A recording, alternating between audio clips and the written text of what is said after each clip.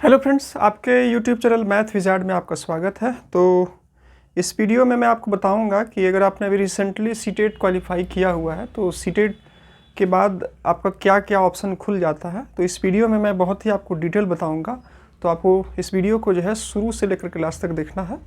तो आप जो है वो शुरू से लेकर के लास्ट तक देखिएगा, तो आप जो है आपको बहुत सारा इन्फॉर्मेशन आपको जानने का मिलेगा।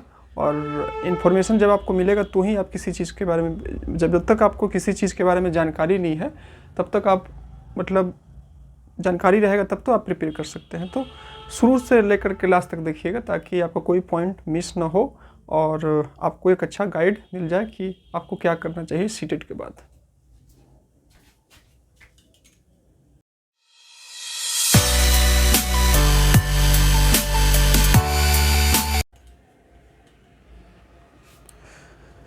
तो फ्रेंड्स, आपका फिर से एक बार स्वागत है आपके यूट्यूब चैनल मैथ विजार्ड पर।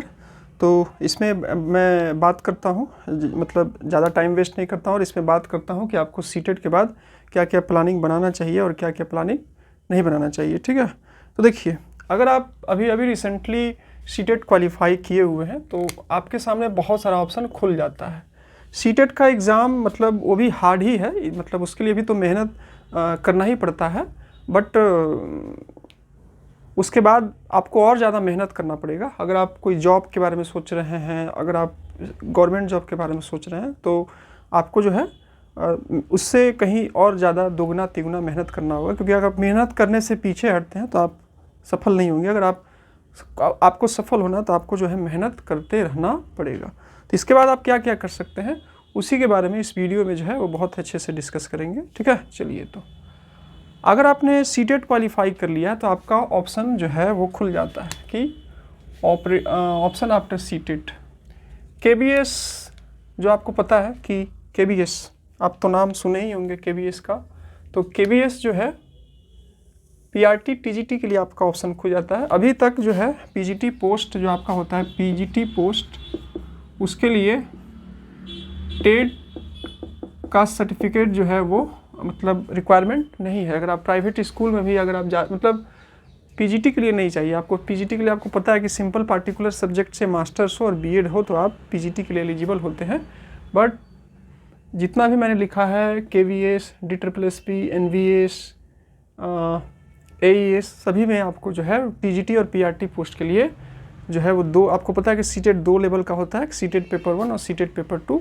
ठीक है, तो पीआरटी और टीजीटी पोस्ट के लिए डिफरेंट ऑर्गेनाइजेशन में आपको सीटेट रिक्वायरमेंट चाहिए। अगर आपके पास सीटेट नहीं है तो आप फॉर्म अप्लाई ही नहीं कर सकते। ठीक है, तो केबीएस आपको पता है कि केबीएस केंद्रीय विद्यालय समिति, जिसको हम लोग इस नाम से जानते हैं, इसका बहुत सारा सेंटर जो है ऑलरेडी पूरे ऑल इंडिया में है और इसका एग्ज़ाम होते रहता है। एक्चुअली बहुत सारी चीज़ें ना कोविड के कारण से सब कुछ डिस्ट्रैक्ट हुई, चेंजेज हुई और आपको मतलब इन 3-4 सालों में बहुत कुछ जो है वो लेट लतीफ़ देखने को मिला। तो अभी तो रिसेंट एग्ज़ाम हुआ है अच्छा खासा केबीएस के पोस्ट के लिए, तो आपको डीमोटिवेट नहीं होना है। आपको ऐसा नहीं है कि अब केबीएस का वैकेंसी नहीं आएगी बट थोड़ा समय लेगी। तो देखिए, प्रिपरेशन में अगर आप आते हैं तो आपको पेशेंस थोड़ा चाहिए होता है, क्योंकि चीज़ें आपके मन मुताबिक नहीं चलती। अगर आप प्रिपरेशन के लिए कुछ सोच रहे हैं, DSSP, NVS, अगर आप सोच लीजिएगा कि अभी सीटेट क्वालिफाई किए, मार्च के लास्ट में आपका मान लीजिए DSSP का वैकेंसी आ गया, आपने एग्ज़ाम दिया और आपको 5 महीना में जॉब हो गया, तो ऐसा कुछ होता नहीं है। ऐसा हो भी सकता है, ऐसा नहीं भी हो सकता है। तो आपको चीज़ों को पेशेंस थोड़ा रखना होगा, क्योंकि ये चीज़ें आपके हाथ में नहीं होगी कि एग्ज़ाम कब, वैकेंसी कब उसका एडवर्टीज़मेंट कब आएगा, इसका एग्ज़ाम कब होगा। इसमें थोड़ा सा टाइम टेकन होता है, तो इसमें आपको थोड़ा पेशेंस रखना पड़ेगा और पेशेंस के साथ ही आपको तैयारी में आना होगा। नहीं तो अगर आप पेशेंस को गड़बड़ाइएगा तो आप तैयारी कर ही नहीं सकते। कभी कुछ फ्लक्चुएट आपका माइंड करेगा, कभी कुछ फ्लक्चुएट माइंड करेगा। इसलिए पेशेंस बहुत ज़रूरी होता है ताकि आप जो है इन सब चीज़ों को अच्छे से कर ले। ठीक है, ये बात हो गई आपका। तो पेशेंस तो आपको चाहिए। तो केबीएस का आएगा, ऐसा नहीं है, बट तो थोड़ा सा टाइम लगेगा। देखिए, प्रिपरेशन में आने से पहले मैं आपको बोलूँगा कि अगर आपका इकोनॉमिकल कंडीशन ठीक ठाक है तो आप सिंपल पढ़ सकते हैं। अगर आपके घर से कोई प्रेशर नहीं है, घर से ऐसे तो टीचिंग बैकग्राउंड से जो भी बिलोंग करते हैं वो थोड़ा उनका फाइनेंशियली स्ट्रॉन्ग नहीं होता, तो इसमें आने से पहले आप कुछ ट्यूशन क्लासेस दे सकते हैं ताकि आपका कुछ फाइनेंशियली आपका आ जाए। और अगर आप घर से पैसे नहीं लीजिएगा ना तो उतना प्रेशराइज नहीं होता है घर की तरफ से, ठीक है। तो कुछ ट्यूशन क्लासेस का ऑप्शन ले ले, कुछ ऑनलाइन प्लेटफॉर्म का ले ले, लेकिन आपके पास स्किल होना चाहिए, आपको पर्टिकुलर सब्जेक्ट का नॉलेज होना चाहिए। तो अगर आप थोड़ा सा फाइनेंशियली स्टेब्लिश रहिएगा ना तो आप पर उतना प्रेशर क्रिएट नहीं किया जाएगा। लेकिन आप घर पर पूरी तरह से डिपेंड रहिएगा तो जो है आपको प्रेशराइज़ किया जाएगा, कब तुम्हारा वैकेंसी आएगा, कब होगा, दिस होगा, दैट होगा। जब आप इसमें जाइएगा तो आपको ये सब तो फेस करना ही होगा। तो आप थोड़ा सा फाइनेंशियली स्ट्रॉन्ग कर लीजिएगा ना तो प्रेशर में आने में आपको कोई दिक्कत नहीं होगा। फॉर्म भरना, फॉर्म जाना देना तो थोड़ा सा कर लीजिएगा, मैनेज तो हो जाएगा। और टाइम को थोड़ा मैनेज करना पड़ता है। तो KBS आप PRT के लिए एलिजिबल हो जाते हैं 1 to 5 के लिए अगर आप सीटेट पेपर 1 क्वालिफाई करते हैं, सीटेट पेपर 2 क्वालिफाई करते हैं तो आप TGT के लिए एलिजिबल हो जाते हैं KBS के लिए, ठीक है। ये हो गई बात। उसके बाद आपको DSSS आपको पता है कि DSSS का जो क्या है ये आपका दिल्ली का, ये इसका फुल फॉर्म होता है दिल्ली सब ऑर्डिनेट सिलेक्शन बोर्ड, दिल्ली अधीनस्थ कर्मचारी चयन, समथिंग स्टाफ सिलेक्शन कुछ होता है ऐसा समथिंग, पूरा अभी माइंड में नहीं आ रहा। तो ये दिल्ली का आपका ये मतलब ये ऑर्गेनाइजेशन है जो कि एग्ज़ाम कंडक्ट करवाता है और इसके थ्रू आपका जो डिफरेंट जो लोग मतलब होते हैं वो इसमें एग्ज़ाम में अपीयर करते हैं। और फिर आपका तो PRT का भी वैकेंसी वहाँ पर आता है और TGT का भी वैकेंसी आता है वहाँ पर टाइम टू टाइम। एक्चुअली सब SSC और बैंकिंग के जैसा फिक्स नहीं होता है कि आपको देखने 2 सालों में 1 सालों में आपको देखने को आपको मिलते हैं, ठीक है। तो PRT और TGT का भी आप अगर आप दिल्ली से बिलोंग करते हैं और आपको दिल्ली में ही जॉब करने का मतलब है तो आप जो है वो इसका तैयारी आप स्टार्ट कर सकते हैं। आपकी मर्ज़ी, आपको क्या चॉइस है। उसके बाद NBS आपको पता है कि नवोदय विद्यालय समिति होता है, इसमें आपका TGT और PGT पोस्ट होता है, इसमें PRT पोस्ट नहीं होता है क्योंकि इसमें आपका क्लास जो है वो 6 से स्टार्ट होता है। तो PRT पोस्ट आपका नहीं होता है। तो TGT और PGT के लिए आप तैयारी कर सकते हैं। तो TGT में आपका सीटेट पेपर 2 होगा और PGT के लिए आप तैयारी करिएगा तो आपको पार्टिकुलर सब्जेक्ट से मास्टर होना चाहिए और B.Ed होना चाहिए, तो ही आप जो है वो TGT का तैयारी कर सकते हैं, ठीक है। ये बात हो गई। उसके बाद एक AES के बारे में मेरे को भी नहीं पता था, बट अभी रिसेंट में अभी यूट्यूब है, आपका इन्फॉर्मेशन का इतना ज़्यादा फ्लो है तो आप बहुत ही आसानी से सभी चीज़ों का इन्फॉर्मेशन जो है आपको मिल जाता है। तो AES में भी TGT PRT एक्चुअली अगर आप किसी भी ऑर्गेनाइजेशन में बिलोंग करते हैं तो फिलहाल सीटेट का रिक्वायरमेंट है, टेट का रिक्वायरमेंट जो है आपका PRT और TGT पोस्ट पर ही लिखा मतलब होता है। अभी फ़िलहाल PGT पर आपका रिक्वायरमेंट नहीं होता है, इसीलिए जो है वो मैंने यहाँ पर PGT नहीं लिखा है, ठीक है। तो मैंने इसमें लिख दिया बट PGT के लिए रिक्वायरमेंट नहीं है अभी, सीटेट का रिक्वायरमेंट। क्या पता नेशनल एजुकेशन पॉलिसी आई है, बाद में इसका कुछ आपको चेंजेस देखने को मिले, बट ऐसा बिल्कुल फिलहाल तो नहीं है। कुछ चेंजेस होता है तो आपको, आप भी तो जुड़े रहते हैं तो आपको भी पता चल ही जाएगा।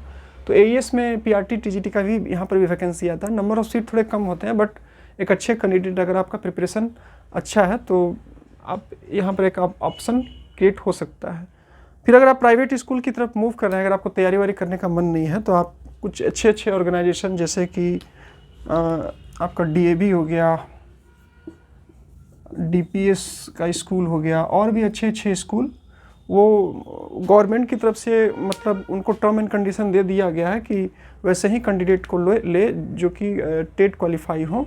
अब तो मतलब मैं भी देख रहा हूँ नोटिफिकेशन में तो ये सब चीज़ें देखने को मिलती है। तो आप वहाँ जाइएगा तो एक प्लस पॉइंट आपका रहे कि आप टेट क्वालिफाई है, और अगर आप इंटरव्यू के लिए वहाँ अपीयर करिएगा तो आपका एक प्लस ये लेवल रहेगा कि आपका सिलेक्शन वहाँ पर हो सकता है। तो इस सब चीज़ों के लिए आप प्राइवेट स्कूल के लिए भी जा सकते हैं, ठीक है। वहाँ पर भी आपको इंटरव्यू कंडक्ट करना होगा, आपको अपने आप को प्रूव करना होगा। तो इस टाइप की कुछ बातें हैं जो कि KBS के सीटेट के बाद आप प्लान बना सकते हैं।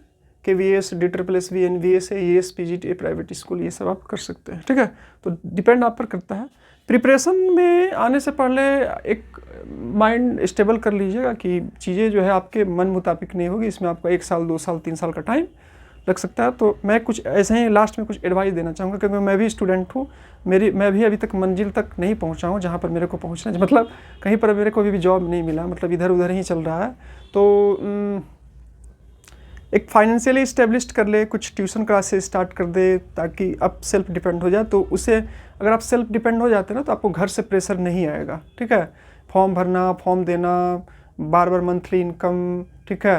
रूम रेंट दिस दैट, ये सब तो फाइनेंशियली प्रॉब्लम आते ही हैं। तो अगर आप थोड़ा सा फाइनेंशियली स्टेबल हो जाइएगा तो प्रिपरेशन में आपको ज़्यादा प्रॉब्लम नहीं होगा और बार बार घर से आपको जो है प्रेशराइज नहीं किया जाएगा। लेकिन आप पूरी तरह से घर पर डिपेंड रहिएगा। तो अगर आपकी फाइनेंशियली स्ट्रांग, बहुत स्ट्रांग है, आपके पेरेंट्स बहुत अच्छे हैं, कोऑपरेटिव हैं, तो आप फुली आ सकते हैं। क्योंकि अगर आप, लेकिन टीचिंग में अगर आप रहते हैं तो कुछ टीचिंग का काम करना बहुत ज़रूरी है। जैसे आप कुछ ट्यूशन क्लासेस दे दीजिए, कहीं कुछ ऑनलाइन प्लेटफॉर्म, तो एक आपका फ्लो बना रहता है। मतलब जो चीज़ आपको काम करना है, अगर आप हल्का ही वो काम कर रहे हैं तो आपका एक फ्लो में आप रहते हैं और आपका एक प्लस पॉइंट रहता है। लेकिन अगर आप उसके में नहीं काम कीजिएगा तो आपको थोड़ा प्रॉब्लम। तो मेरा ख्याल है कि अगर आप टीचर बनने का सोचे ही हैं तो आप कुछ ऑनलाइन प्लेटफॉर्म है, कुछ ट्यूशन क्लासेज है, वो देना, उससे आपका एक फ्लो बना रहेगा और आपके अपने सब्जेक्ट पर पकड़ रहेगी। तो ये आप कर लीजिएगा तो आपको उतना प्रेशराइज नहीं मिलेगा, ठीक है। उसके बाद इन सब चीज़ों का देख लीजिएगा, क्या KVS का आपको एडवर्टीजमेंट आप देख लीजिएगा, KVS का, DSSP का, कि जैसे कि आप खासकर TGT वाले में, TGT वाले कैंडिडेट को जो है वो सब्जेक्ट कम्बिनेशन का बहुत प्रॉब्लम होता है। आपका NVS में हो, चाहे वो KVS में हो, DSSP का, तो आपको क्या करना है, नेट पर जाना है, सिंपल आपको सर्च करना है और उसमें देखना है कि आप किस के लिए एलिजिबल है। उसके बाद ही प्रिपरेशन स्टार्ट करें, ठीक है। क्योंकि आप बिना आधा अधूरा मन से, जैसे मान लीजिए आप TGT मैथ्स का तैयारी की, उसमें फिजिक्स केमिस्ट्री क्या क्या कम्बिनेशन पूछता है, तो KVS का, DSSP का, NBS का, AES का, ऐसा मैं करूँगा। इन सब सारे चीज़ों का एडवर्टीजमेंट मेरे पास है, मैं भी मतलब कुछ दिनों से कर रहा हूँ। तो अपने टेलीग्राम चैनल पर उसको मतलब शेयर कर दूंगा। डिस्क्रिप्शन बॉक्स में टेलीग्राम चैनल का लिंक दिया हुआ रहेगा, वहाँ से आप उसको डाउनलोड कर लीजिएगा। बहुत ही अच्छे से जो है वो उसको अच्छे से पढ़ लीजिएगा। अगर आप खुद से पढ़िएगा तो आपको बहुत अच्छे से इन्फॉर्मेशन मिलेगा। अगर आप किसी वीडियो पर ही डिपेंड रहिएगा तो आपको बहुत अच्छे से इन्फॉर्मेशन नहीं मिल पाएगा। तो सारे एडवर्टीजमेंट को पढ़ लीजिएगा। जिस चीज़ का भी आप, अगर आप TGT का खासकर प्रिपरेशन स्टार्ट करते हैं तो आपको बेनिफिट मिलेगा। क्योंकि आप एक बार आप अपना सारा क्वालिफिकेशन देख लीजिएगा, सब्जेक्ट कम्बिनेशन देख लीजिएगा, तो आपको प्रॉब्लम नहीं होगा। और आधा अधूरा इन्फॉर्मेशन लेकर के आते हैं तो जब आपका फॉर्म आएगा आप तैयारी कर लीजिएगा, उसमें देखिएगा कि आपका सब्जेक्ट कम्बिनेशन नहीं हो रहा है तो आपको बहुत दुख होगा। इससे बढ़िया है कि आप TGT का नहीं करें, क्योंकि आपका BEd वाले को भी PRT के लिए एलिजिबल कर दिया, तो PRT के लिए ही आप करिए, ठीक है, जिसमें आप एलिजिबल हैं। और आप TGT का किए और आपको पता चला कि आप एलिजिबल ही नहीं हैं तो आपको जो है वो प्रॉब्लम हो सकता है। तो ये सब चीज़ों का बेसिक इन्फॉर्मेशन ले करके आप प्रिपरेशन में आए तो आपको काफ़ी जो है क्या मिलेगा, हेल्प मिलेगा। AES का भी देख लीजिएगा, ये सब देख लीजिएगा। तो ये सब कुछ कर लीजिएगा, एक फाइनेंशियली स्ट्रॉन्ग कर लीजिएगा ना खुद को, उसके बाद प्रिपरेशन में आइएगा तो आपको हो सकता है। तो ये सब की वैकेंसी, काफ़ी कुछ तक की वैकेंसी आ गई है। KVS की तो अभी तो आपको रिसेंट में नहीं मिलेगा, बट इसका वैकेंसी आपको देखने को जो है वो मिलेगा। और इसका भी वैकेंसी आ गया है, तो अभी फ़िलहाल इसका NVS का आपको देखने को नहीं मिलेगा।